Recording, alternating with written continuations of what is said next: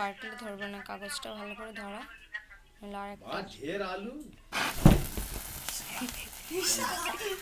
Happy birthday to you, happy birthday to you.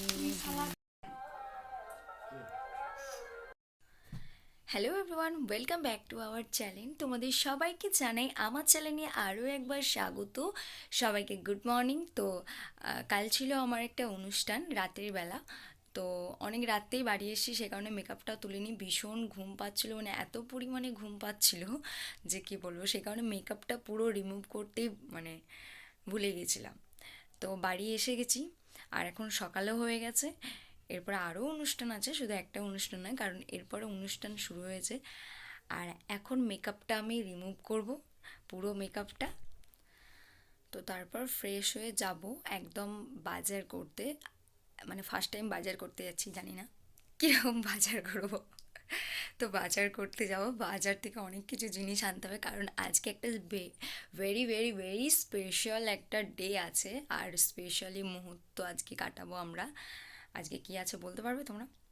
পারবে না। সব ভিডিওটা অবশ্যই দেখতে হবে, তার জন্য অবশ্যই ভিডিওটা তোমরা দেখো।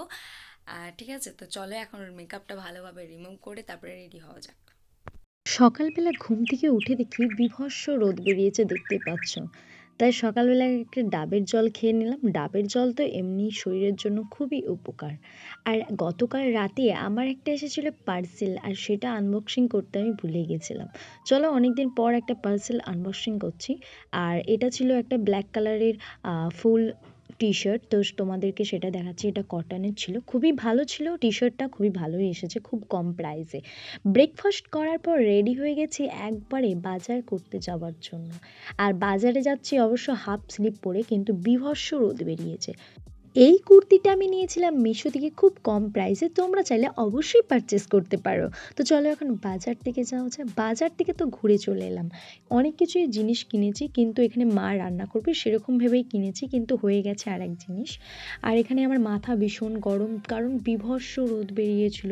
আমি পুরো ক্লান্ত হয়ে গেছি, সত্যি বলছি, কারণ এত পরিমাণে রোদ বেরিয়েছে। আর আমার স্কিনে পুরো ট্যান পড়ে গেছে, মানে অবস্থা আমার হাল দেখতে পাচ্ছ ভীষণই খারাপ। আর এই গোলাপটা অবশ্য আমার কোনো প্রিয় মানুষ দেয়নি, এটা আমিই কিনেছিলাম। তারপরে আমি গিয়েছিলাম রান্না করতে, কারণ কি আর করা যাবে, মার ভীষণ শরীর খারাপ করেছিল। আর তো ভাইয়ের জন্মদিন বলে কথা, সেটা তো আর খালি যায় না।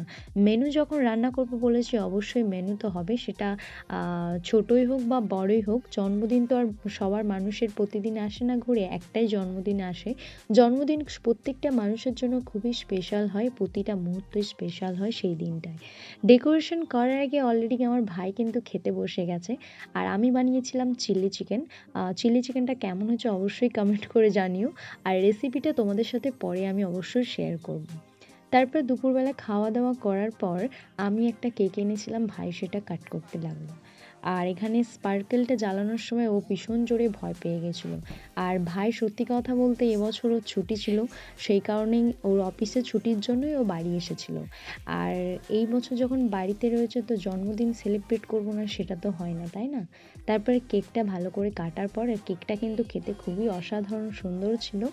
আর ও একদমই কেক কাটবে না বলছিল, আমিই জোর করে কেকটা কাটিয়েছি। আর ফোনের ক্যামেরায় ও একদম আসে না, ও কিন্তু জানেই না যে এটা আমি ক্যামেরাতে ওকে নিয়েছি বলে, কারণ ও জানলে একদম আসবে না। তারপরে আমার অনেকগুলো পার্সেল এসেছিলো, সেই পার্সেলগুলো আনবক্সিং করবো, আর সেটা তোমাদের সাথে শেয়ার করবো না, সেটা তো হয় না, তাই না? একটার মধ্যে ছিল পিনাট বাটার। আমি খুবই এক্সাইটেড ছিলাম এই পার্সেলটার জন্য, কারণ এর আগে আমি কখনোই পিনাট বাটার অনলাইন থেকে অর্ডারই করিনি। তো যাই হোক, পিনাট বাটার দুটোই ছিল, খুবই সুন্দরভাবে পার্সেলটা করেছে। আর পার্সেলটা আনবক্সিং করলাম খুব ভালোভাবে। তারপর একটা টি শার্ট অর্ডার করেছিলাম, ব্ল্যাক কালারের ফুল টি শার্ট আমার জিমের জন্য। টি শার্টটা কেমন হচ্ছে অবশ্যই কমেন্ট করে জানিও। আর এটা আমি খুব কম প্রাইসে নিয়েছিলাম। আর তারপর নিয়েছিলাম একটা ছোট্টসা শর্ট একটা প্যান্ট। আর এটাও খুব সুন্দর ছিল, কিন্তু ওর প্রাইসটা একটু বেশি ছিল, কারণ ওর মধ্যে একটা বাটারফ্লাই ট্যাটু ছিল বলে। তো যাই হোক, আজকের ভিডিওটা এই পর্যন্ত। দেখা হচ্ছে নেক্সট ভিডিওটা কেমন লাগলো অবশ্যই কমেন্ট করে জানিও। আর আমার ইনস্টাগ্রাম আইডি তোমাদের সাথে অবশ্যই শেয়ার করব। আমার ইনস্টাগ্রাম আইডি হলো পাপিয়াবাগ, তোমরা চাইলে ঝটপট ফলো করো।